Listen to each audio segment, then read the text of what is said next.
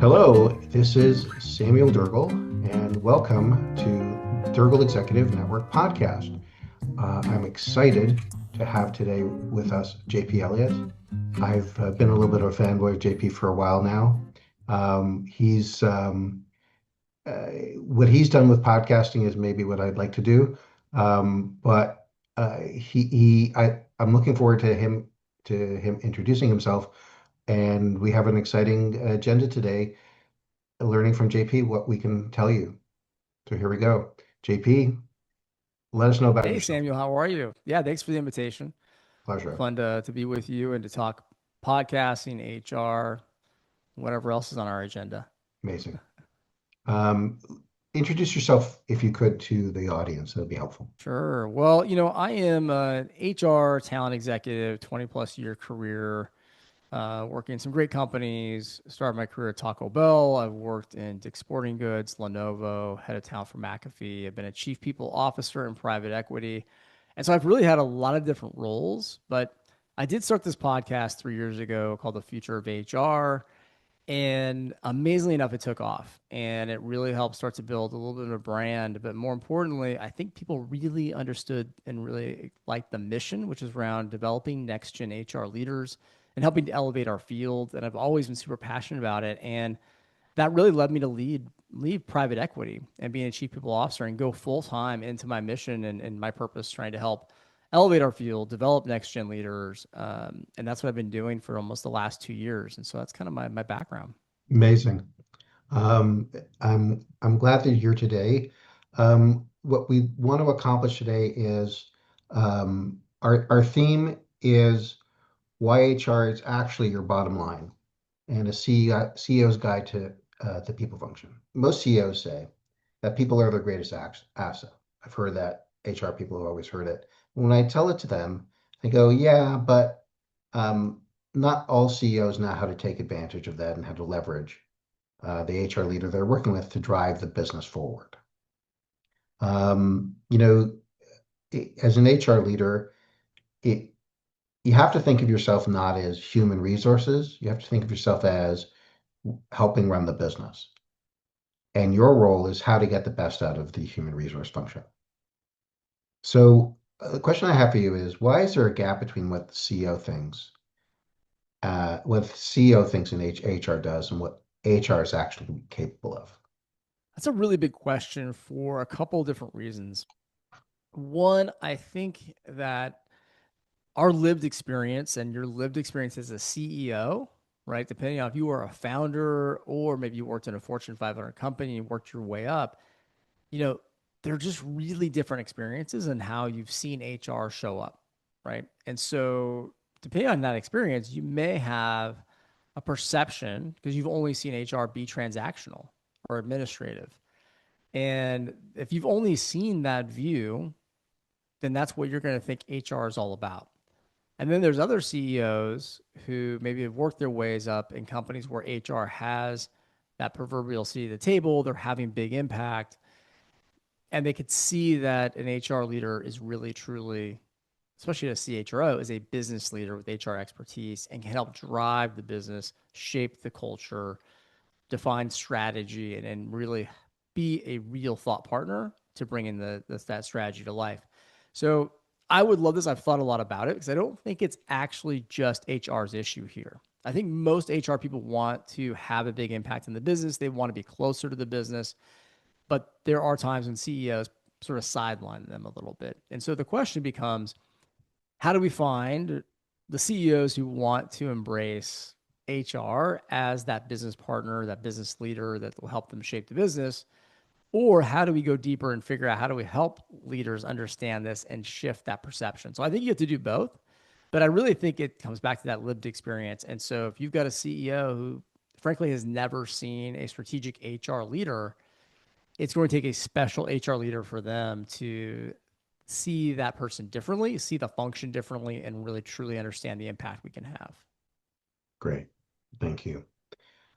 So let's say there's a CEO that wants to start getting more out of HR. They realize that HR can do more. Um, what would you advise them to do? I think it's really important that we set high expectations for the function, for what HR can do. And so, from a CEO who's really thinking about how do I get more out of my HR team, it's a conversation with that CHRO around, hey, what are we doing well today? What's missing? What more do you want to see?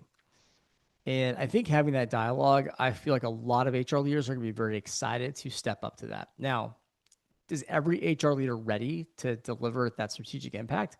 Maybe not, right? There are HR leaders that still need to gain more business acumen, more financial acumen, understand how to translate the business strategy to an HR initiatives that had to have value and create value.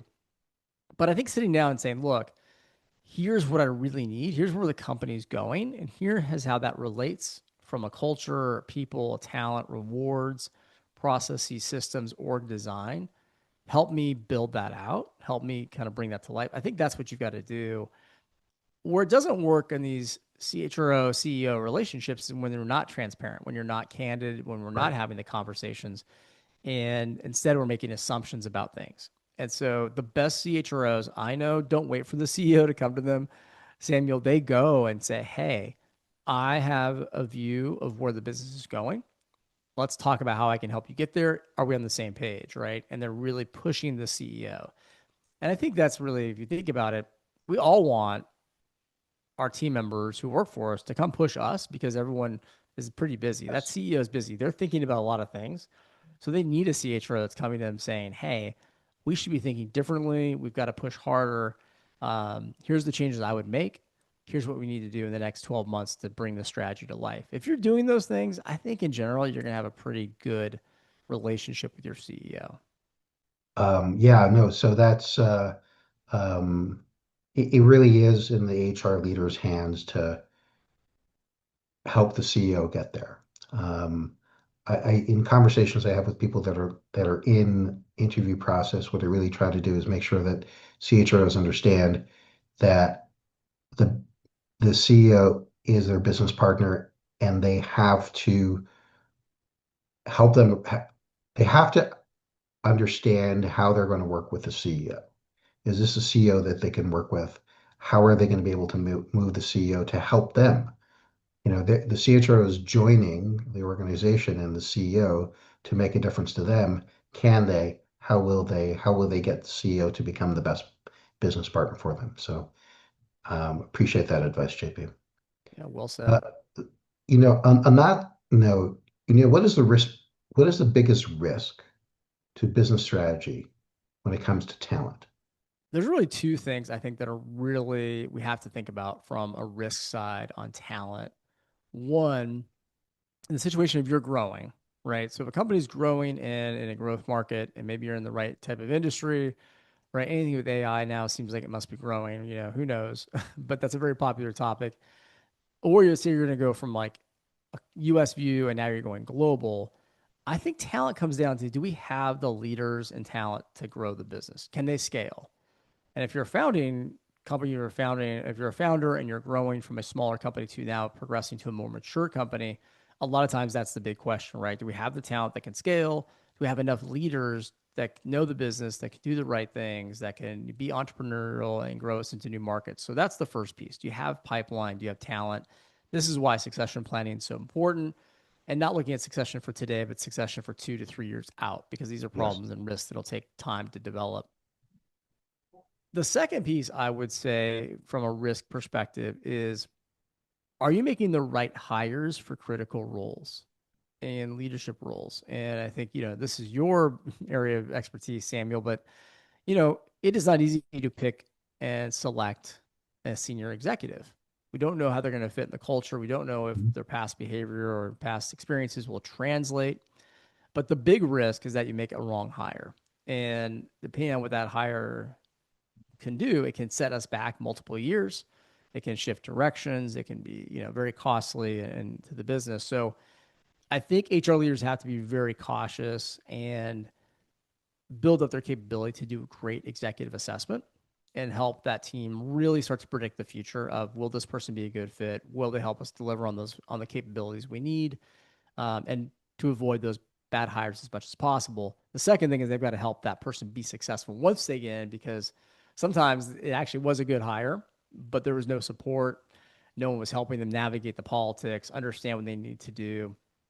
And so for some reason, there's organ rejection there. So those are the two big things I would say that I'd be most concerned about as a CHRO. Right. Organ rejection is a thing when it comes to new executives coming in. I would say the um, less today than maybe in the past. Today, organizations are changing so rapidly. The large behemoth organization of the past, there are few of them left. And really today, uh, businesses change very quickly. Business today is not the same, even though it has the same nameplate as it had 5 years ago, it's a different business. Um, when you talk about capabilities, I think where some of the challenges are is that being able to foresee what the capabilities need to be um, is a vision thing, and sometimes not able to truly get that because the world's changing quickly. So there's a risk in that as well. Definitely. I mean, things are moving very quickly. So, and I think it's also really challenging to assume that a CEO will know exactly where everything needs to go in the next, few years, but they usually have a better view of it. I think you've got to work yourself backwards to that. And that's the best we can do is to really think through, does this person have the right capabilities? Can they build and deliver the key deliverables over the next 18 months, right? That we really need to have. Really getting clear on that, not being enamored with where they worked last, what the job titles were, but really get into like, do we think they can do the job that's before us? Because it might shift, but we only know we know now, right? Correct. We only know what we know now. Sometimes we know what we know now. Yes. Um, Sometimes, right? sometimes. Yeah. Uh,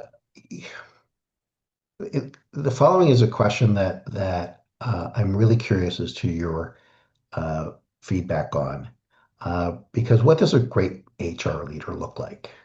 How do they think and how do they operate? I'm curious about your perspective.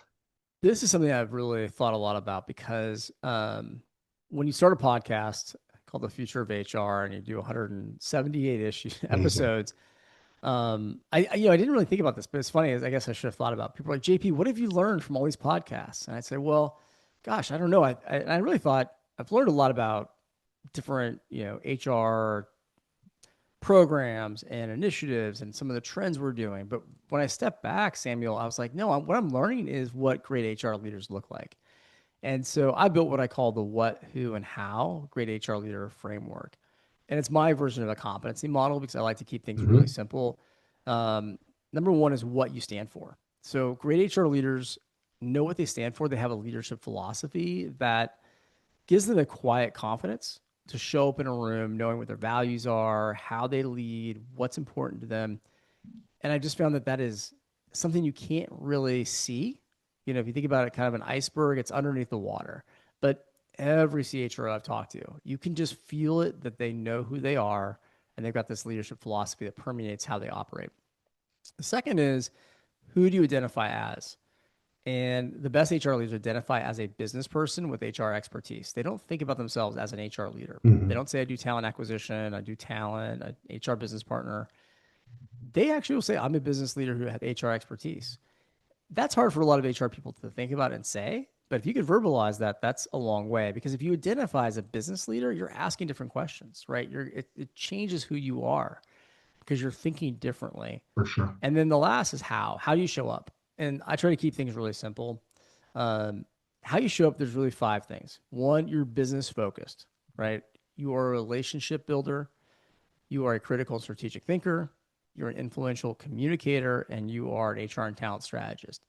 And those five simple buckets, I find work when you are a director of HR.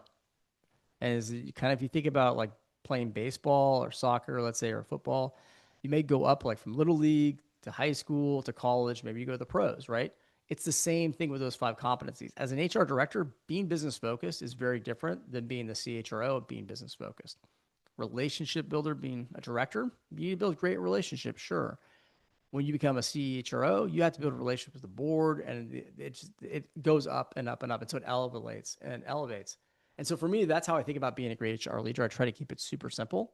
And then the real way to make this more actionable is every HR person needs to evaluate themselves in those five categories and whether they have really truly a leadership philosophy, they really believe in themselves as a business leader and say, how do I get better? What can I do to kind of elevate that? What's it look like at the next level? How do I get ready for that? I think if you follow that model, I think you can go pretty far to be a great HR leader. Amazing. Thank you very much. I'm going to re-listen to that and put it in my notes um, for future use. Um, we're at the time in our conversation where you get to ask me a question, and I'm really curious as to what I can try to answer for you. I would say, I guess, kind of flipping the script a little bit, and all the searches you've done over your career, what do you feel like when you, I guess, how do you assess talent, right? I guess, what's that rubric that you use? And Mhm. is there almost an X factor when you meet somebody that says like that makes them stand out even more than the traditional? Because I feel like there's probably a lot of things you're looking through in terms of like out of spec and they've kind of hit the spec, but there might be that X factor that really makes someone pop. So I appreciate that question. The most important thing is in any search, people talk about search as a process and we have the best process and so on. Uh, uh, the reality is that searches are one in understanding what's needed. If you understand the, your client, if we understand our client, we understand what their business is about, we understand the opportunities and the risks related to it. We understand what the CEO will need from their HR leader, what they say they need and what we think they'll need.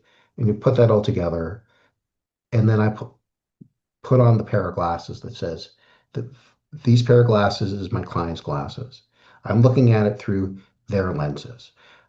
What do they, is this person going to come in and solve my problem because I'm wearing glasses?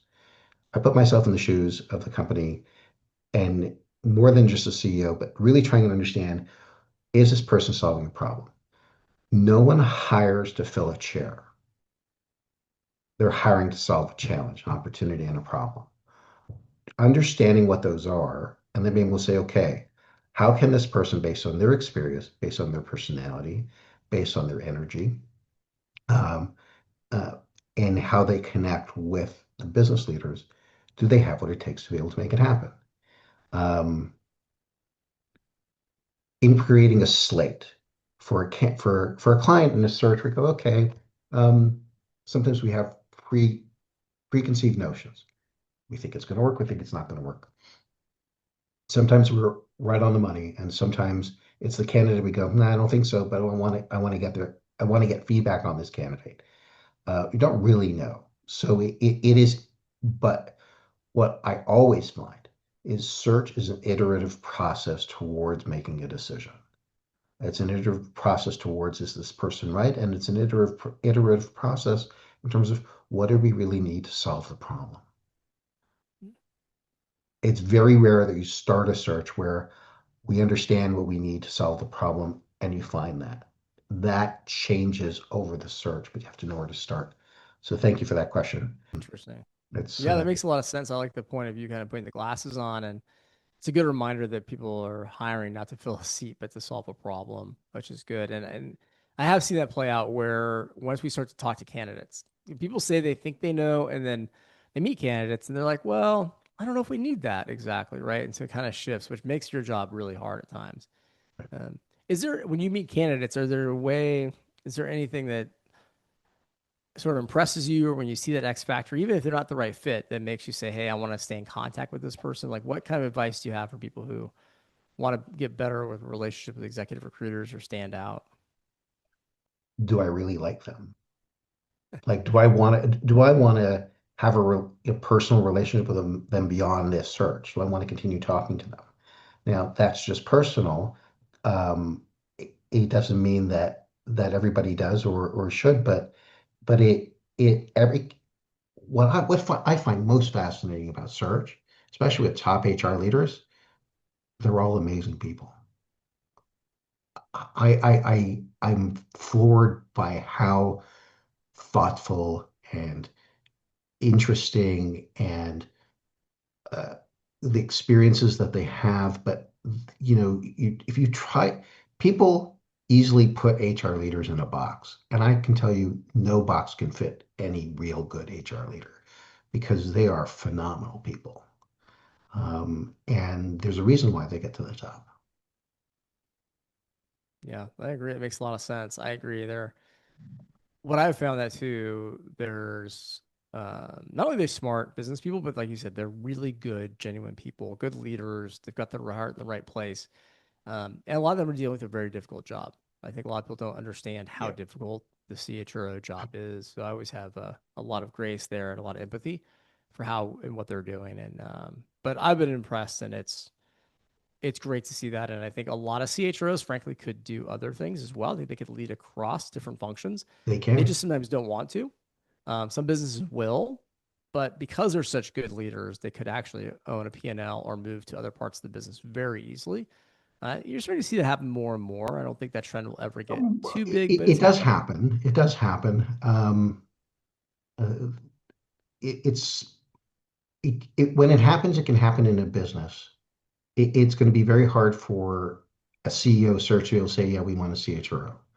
But a CHRO that grows within the business and has that trust, that says, "For sure, of course." I mean, there's no question that they can help run part of the business or even run the business entirely. So Yeah.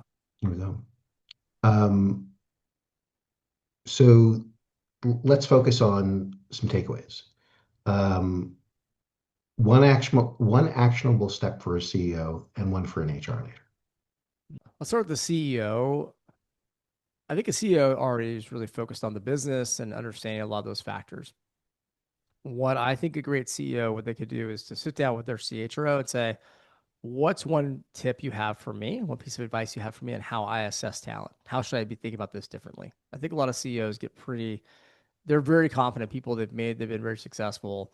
Sometimes that applies to talent as well, and have that debate of like, how should I be thinking about talent a little bit differently to open the aperture? I think that'd be interesting. For CHROs and HR leaders in general, I think it is always about the business piece. And so it's really about asking that CEO or that business leader you support, what is one thing I should be going to do to learn the business more? Like, what would you like to me? Does that go out on sales rise? Is it, meet with the product teams? Like, what is it? Go meet with the CFO, go talk to our board in more detail. But how do you continue to get that business knowledge so you've got the context and the credibility when you recommend talent, culture, organizational system kind of recommendations for leaders? They're going to believe it more because you actually understand what's happening. Um, I've enjoyed our conversation today. I want to bring to attention of our listeners uh, your next gen program that you run. Um, and I'd like to tell people that you should really check JP out a lot more if you don't already know him, which like there's a good chance you already do. If you're an HR leader ready to lead the business, you should really check out JP's Next Gen HR Accelerator program. I've been very impressed learning about what JP is accomplishing on the training side. And kudos to you making the switch from an actual practitioner on the inside and helping grow practitioners. Um, it's a noble cause, and it sounds like a lot of fun. Thank you, Sam. I appreciate it. Thanks for having me on the podcast. My pleasure. Thank you, everybody, for joining us. Once again, my name is Samuel Dergel. Had a great conversation today with JP Elliott. Um, and you've been listening to the DERGEL Executive Network Podcast. Subscribe, and we'll see you next time. Thanks a lot. Cornerstone, DERGEL Cornerstone, DERGEL Executive Network Podcast by DERGEL Cornerstone.